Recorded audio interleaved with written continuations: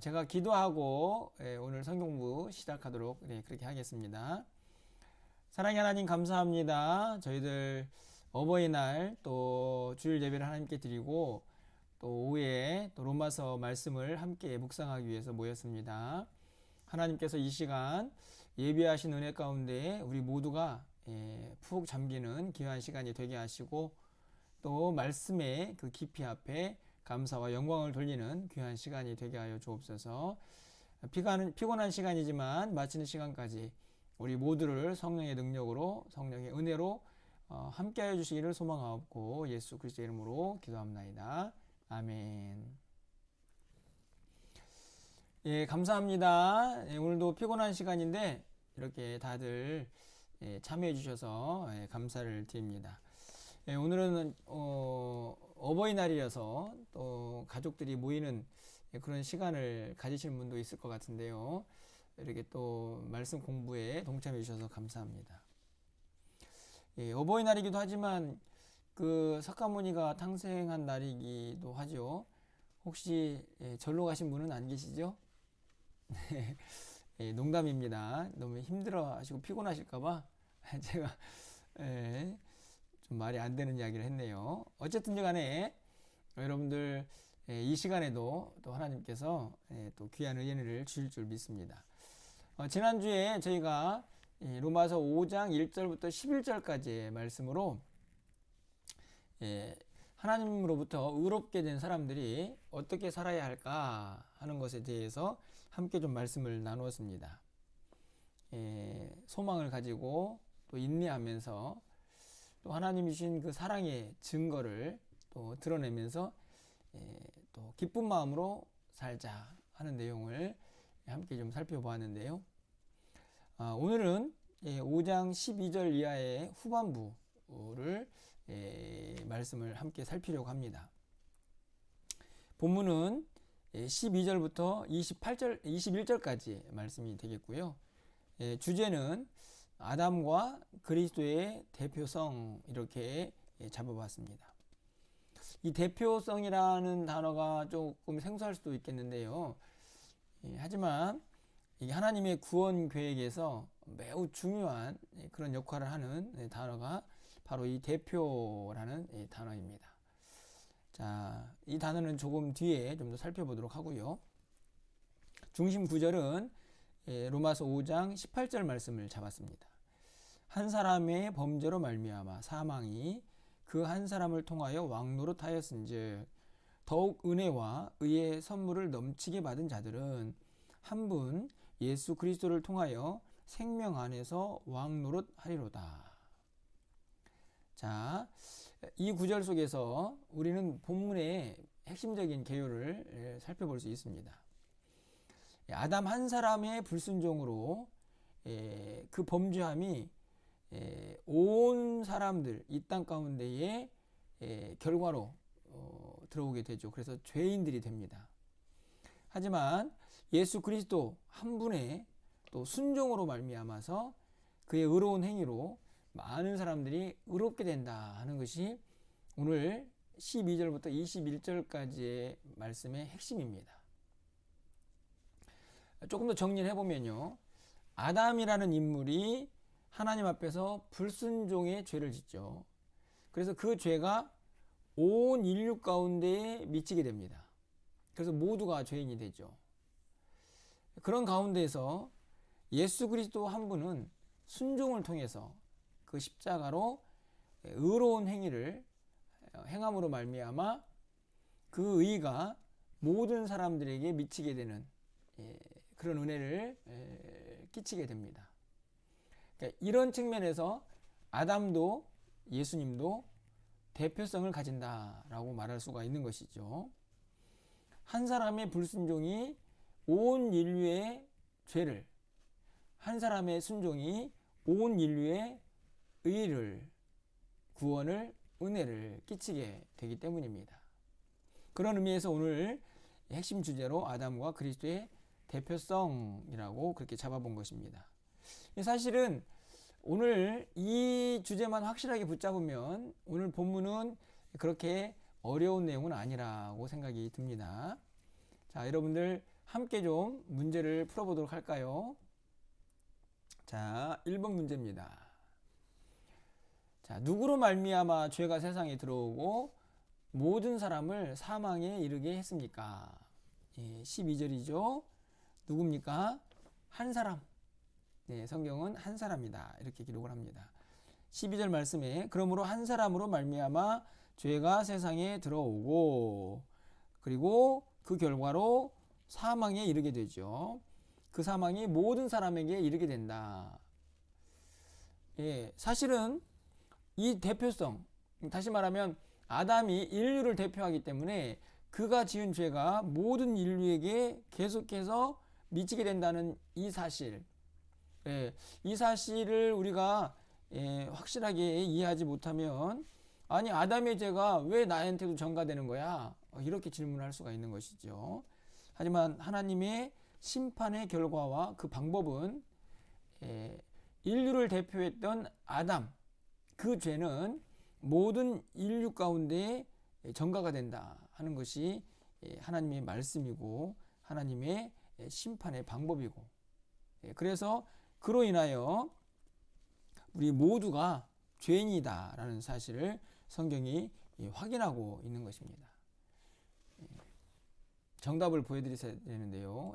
제가 정답을 보여드리는 걸 까먹었습니다. 한 사람이죠.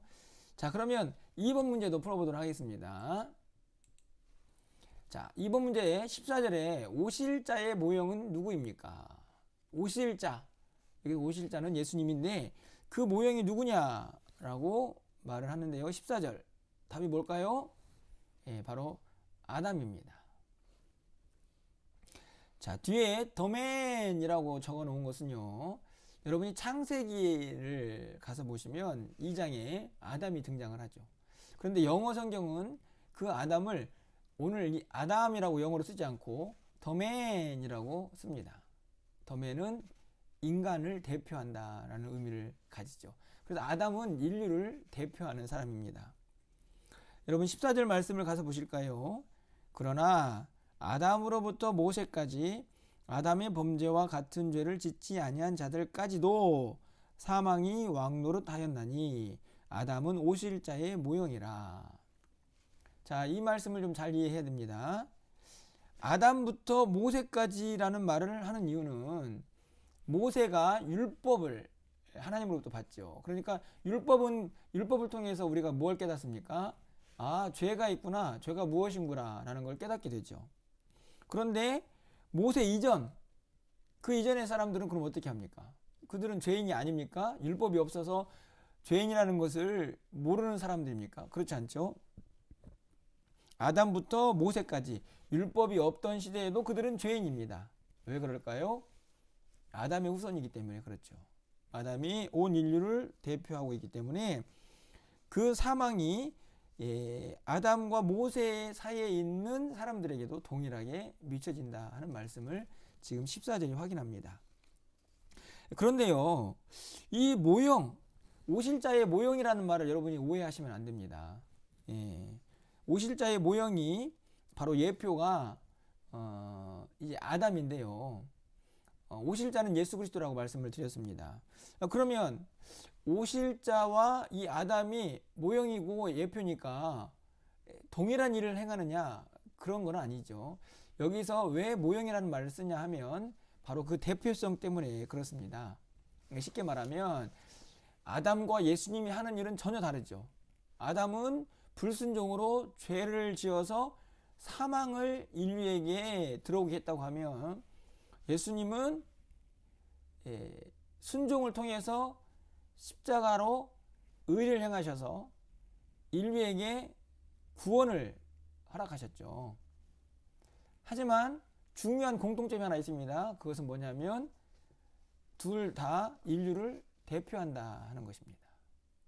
그런 의미에서 오실자의 모형이라는 단어를 사용하고 있는 것입니다. 근본적인 차이가 있지만 그 안에서 이 예표의 모형의 특징을 갖고 있다는 것을 오늘 2번 문제가 우리에게 가르쳐주고 있는 것이죠. 이해 가시죠? 자, 3번 문제 가도록 하겠습니다. 자, 준비되셨습니까? 3번입니다. 무엇으로 말미암은 선물이 많은 사람에게 넘치게 되었습니까? 예, 무엇 때문에 이 많은 사람들에게 선물이 주어졌을까요? 이 선물은 구원의 선물이다. 이렇게 해석을 해도 되지 않을까 싶은데요. 15절에 그 답이 나와 있습니다. 자, 그러나 이 은사는 그 범죄와 같지 아니하니. 이게 지금 아담과는 전혀 다른 대표성을 가지는 예수님을 설명하죠. 한 사람의 범죄를 인하여 많은 사람이 죽었으나 더욱 하나님의 은혜와 또한 한 사람의 예수 그리스도의 은혜로 말미암아 선물은 많은 사람에게 넘쳤느니라. 자, 그래서 3번의 답은요, 하나님과 예수님의 은혜죠.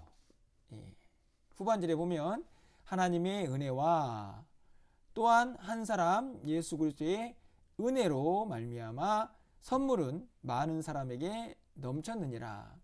사실 15절에서도 대표성이 분명히 드러납니다. 아담 한 사람의 범죄로 많은 사람들이 사망에 이른 것처럼 하나님의 은혜와 예수 그리스도 그분의 은혜로 말미암아 많은 사람들에게 구원의 선물이 주어졌다. 이렇게 말씀을 드릴 수가 있는 것이죠. 여러분 16절 말씀도 가서 보시면요. 또 이 선물은 이렇게 나왔습니다. 범죄한 한 사람으로 말미암은 것과 같지 아니하니 심판은 한 사람으로 말미암아 정죄에 이르렀으나 은사는 많은 범죄로 말미암아 의롭다 하심의 이름이니라. 그렇죠. 선물 은사가 등장을 하는데 여기에서도 다른 비유가 아니죠. 한 사람이 범죄로 사망을, 한 사람이 순종으로 우리에게 의로운 행위를 통하여 구원을 선물로 주셨는데 그것은 결국 하나님의 은혜다, 예수님의 은혜다라는 사실을 확인하고 있는 것입니다. 대표성을 잘 이해하시면 특별히 문제없이 해결될 수 있는 그런 질문들이라고 생각이 듭니다. 자, 그러면 이제 4번 문제로 한번 넘어가 볼까요? 자, 누가 예수 그리스도를 통하여 생명 안에서 왕노릇하게 됩니까? 도대체 누가 그 생명 안에서 왕노릇하는 은혜를 선물을 받게 됩니까?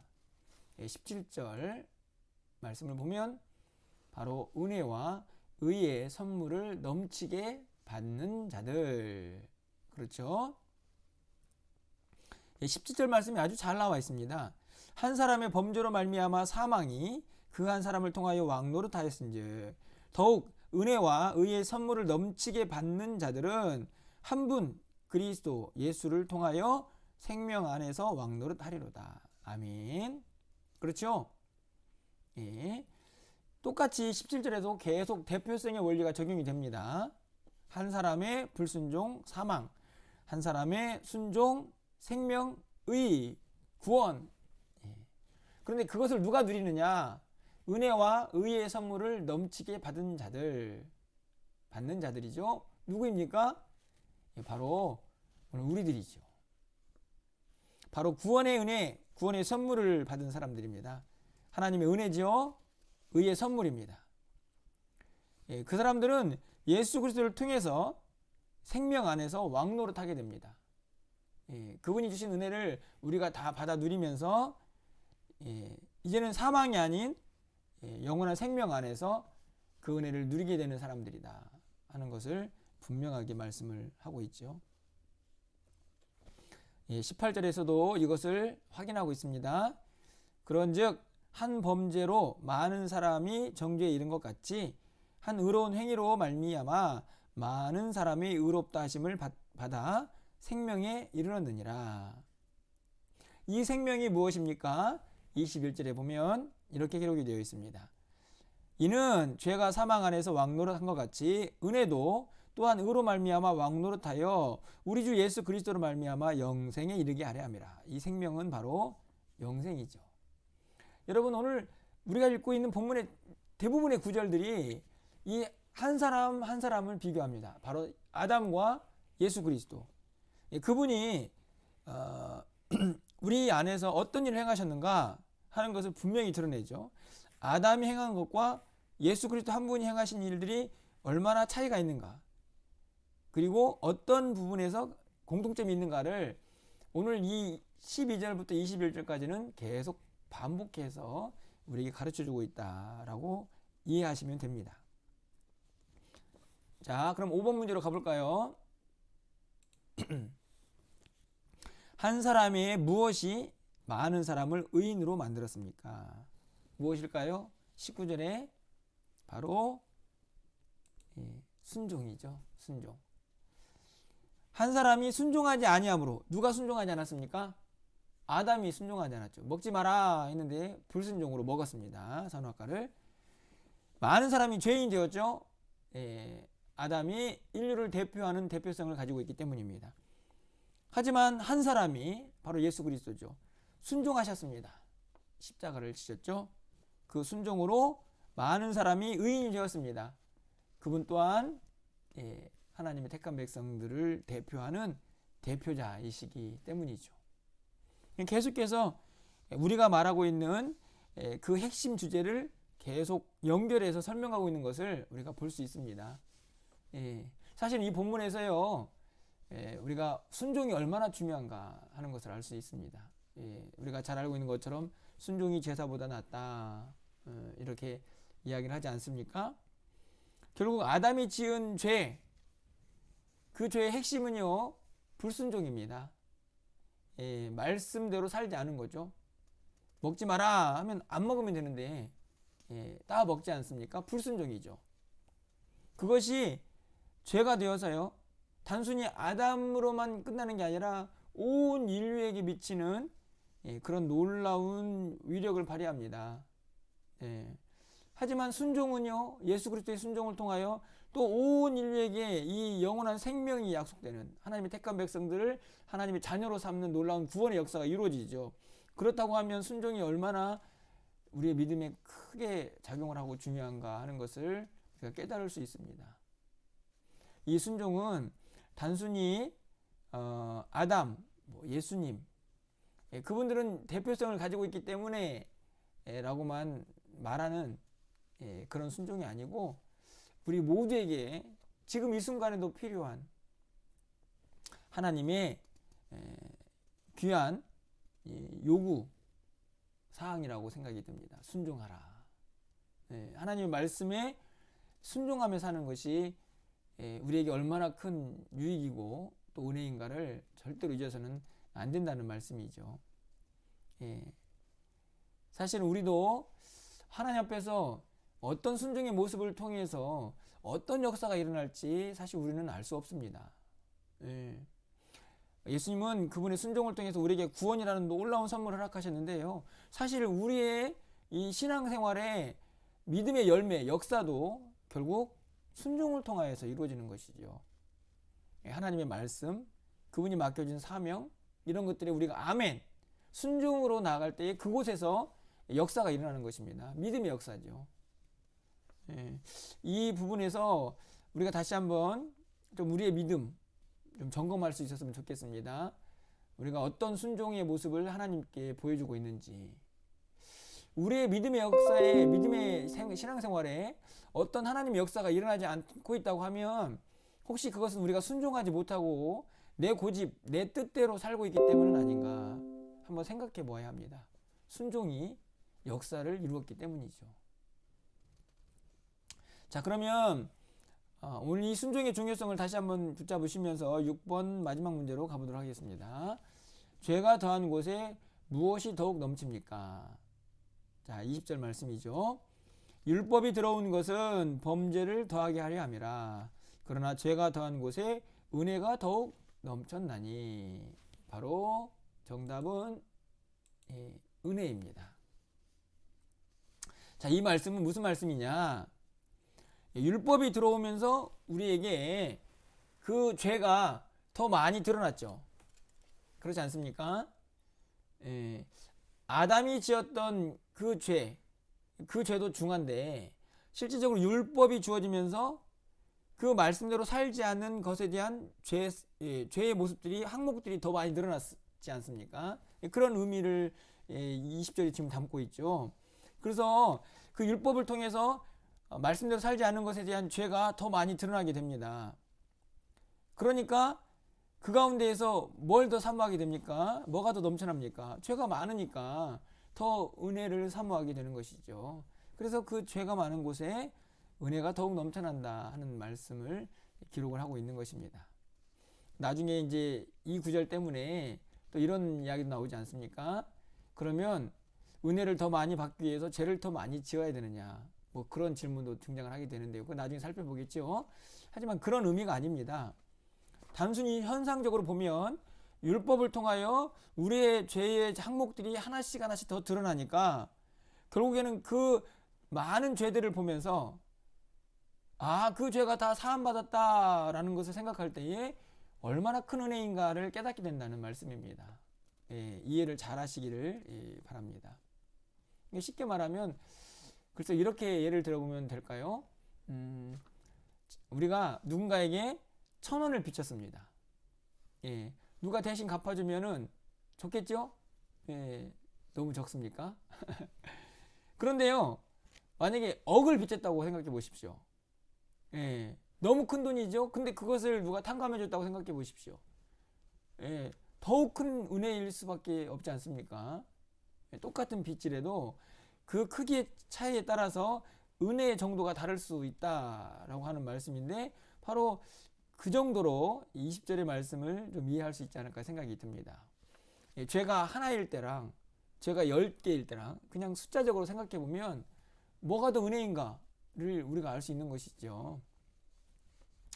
자, 결국에는 20절에서는 또 한 번 율법의 기능을 우리에게 분명하게 보여줍니다. 율법은 우리의 죄를 깨닫게 하는 기능을 하죠.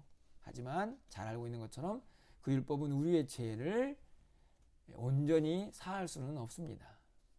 그래서 예수님께서 이 땅에 오신 것이죠. 그 한 분의 순종으로 말미암아 우리에게 은혜가 주어졌다는 사실을 다시 한번 깨닫게 됩니다. 자, 결론적으로 보면요, 오늘 우리가 읽은 12절부터 21절까지 로마서 5장에 있는 말씀, 그리고 그 안에 있는 내용들, 또 문제들은 한 가지 주제를 향하여 달려갑니다. 그것은 다른 것이 아니고 아담, 예수님은 모두가 다 대표성을 가지는 공통점이 있다 하는 것이고요. 하지만 거기에는 분명한 차이가 있습니다. 바로 아담은 불순종을, 예수님은 순종을. 아담은 죄를, 그리고 예수님은 의를, 그리고 아담은 사망을, 예수님은 생명을 우리에게 주셨다는 사실이죠. 그래서 이 모든 것이 은혜이고 은사라는 사실을 우리가 기억하는 것이 중요하다 하는 것을 우리가 알 수 있습니다. 그런 의미에서 예수님은 반드시 우리에게 구원을 위하여 필요하신 분이죠. 왜냐하면 이 땅에 어떤 사람도 그 아담의 죄에서 자유로울 수가 없기 때문입니다. 이해 가시죠? 그 아담이 우리 인류를 대표하고 있기 때문에 어떤 사람도 죄를 범하지 않은 사람, 그 죄에서 자유로운 사람이 없는 것입니다. 그래서 의인은 한 사람도 없습니다. 율법이 지워진 이후로 율법을 잘 행할 수 있는 사람이 없기도 하지만 이미 아담의 죄가 우리 가운데 계속 전가가 되고 있기 때문에 의인은 없습니다. 똑같은 결론에 도달하게 되죠. 오직 예수님만이 우리의 의이고 생명이라는 사실을 분명하게 기억하면서 우리가 이 예수님이 주신 선물, 은혜, 그것을 좀 다시 한번 붙잡으시고 오늘 이 말씀을 통해서 그 순종이 우리에게 어떤 은혜를 가져왔는지를 좀 다시 한번 마음속에 새길 수 있었으면 좋겠습니다. 또한 불순종이 하나님 앞에서 또 어떤 죄의 결과를 가져왔는가 또 좀 생각하시면서 오늘은 무엇보다도 순종으로 하나님 앞에 나아가는 결단이 있는 그런 이 오후 시간이 되었으면 좋겠습니다. 네, 감사합니다. 자, 깜짝 퀴즈 시간입니다. 네, 깜짝 퀴즈. 자, 퀴즈를 풀 준비가 되셨나요? 네, 준비가 다 되셨죠? 네, 와이파이가 자꾸 꺼진다라는 그 글자들이 이제 제가 제 눈에 보이네요. 자, 아마 이제 인터넷상의 문제가 아닌가 생각이 드는데요. 자, 그래도 퀴즈를 풀어보도록 하겠습니다. 자, 오늘의 퀴즈는요. 오늘 본문에서 한 사람, 한 사람이라는 단어가 자꾸 등장을 하죠. 그 대표성 때문에 그런데, 자, 이 한 사람이라는 단어가 몇 번이나 나오는가 하는 것을 찾아보는 겁니다. 아, 저도 자꾸만 하나씩 빼먹는데요. 한 번씩 찾아보시고요. 자, 벌써 아이고야, 백보기집사님, 제가 혹시 문제 낼 걸 아셨나요? 자, 오늘은요, 좀 특별하게 상품을 드리도록 하겠습니다. 오늘 어버이날이니까 기념으로 세 분께 선물 드리도록 하겠습니다. 자, 세 분은 어떤 분이냐? 정답으로 7번째 답을 올리신 분, 10번째 답을 올리신 분들에게 선물을 드리도록 하겠습니다. 자, 그리고 첫 번째 올리신 백복희 집사님 선물 드리도록 하겠습니다. 자, 지금 두 명이 올렸는데요. 자, 7번째, 10번째. 아, 그럼 7번째까지 계속 기다리시려나요? 그러면, 자, 그러면 세 번째 바로 올리시는 분에게 선물을 드리고, 다섯 번째 올리신 분에게 선물을 드리도록 하겠습니다. 자, 한 사람이라는 단어가 몇 번 나옵니까? 네, 우리 김영희 권사님 세 번째 올려주셨습니다. 에스더 집사님 네 번째는 아닙니다. 첫 번째, 세 번째, 다섯 번째. 네. 신광교 집사님. 네. 자, 그러면 오늘은 첫 번째, 세 번째, 다섯 번째. 김선희 집사님은 한 번 늦으셨습니다. 네. 분에게 선물을 드리도록 하겠습니다. 정답은 9번이죠. 네. 12절, 15절에 2번, 16절에 2번, 17절에 2번, 19절에 2번. 그렇네요. 9번. 자, 잘 기억해 주십시오. 자, 백복희 집사님, 김영희 권사님, 신광교 집사님 세 분이 자, 어버이날 G로우 성경 공부 퀴즈, 깜짝 퀴즈에 당첨이 되셨습니다. 제 생각은 다음 주부터 선물을 좀 바꾸려고 합니다. 네. 기대하십시오. 어떤 선물이 준비될지. 자, 사실은 선물보다 여러분이 이렇게 함께 참여하는 것이 참 기쁘고 행복하다 이런 생각이 듭니다. 또 오후 시간 감사를 드리고요.